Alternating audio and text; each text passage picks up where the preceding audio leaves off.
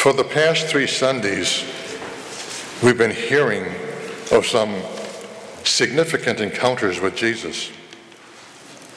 First, the encounter with the woman at the well, where Jesus surprised her in his knowledge of her background. He then told her that he is the Messiah, and in conversation freed her from shame.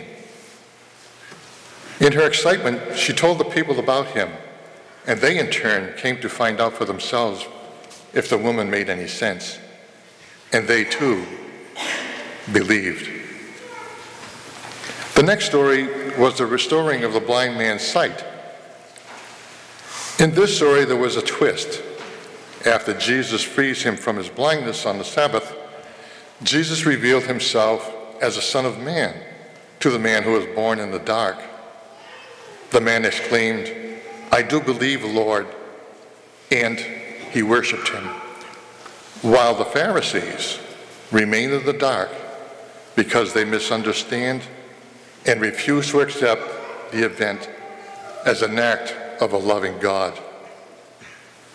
Today we hear about the raising of Lazarus. And in these 3 gospel stories, they are very significant to each and every one of us, especially now during the coming celebration of Holy Week.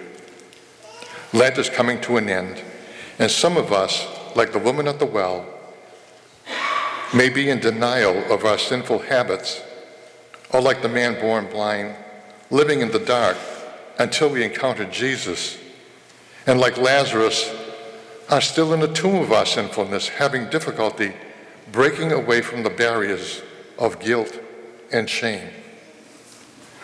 The 3rd, 4th, and 5th Sundays of Lent are the times for people who are coming into our faith to process the rites called the scrutinies, or a time to examine closely what their spiritual status is in their relationship with God and with others. It is also our opportunity as well. Jesus calls us to come out of our denial of whatever our sin habits might be. For instance, alcohol abuse, drug abuse, pornography, not going to Mass. Then there is jealousy, envy, laziness, pride, avarice, gluttony, and lust. Of course, we have the 10 Commandments, not just 2, 1. Then there are the acts of mercy. Do we feed the hungry, clothe the naked?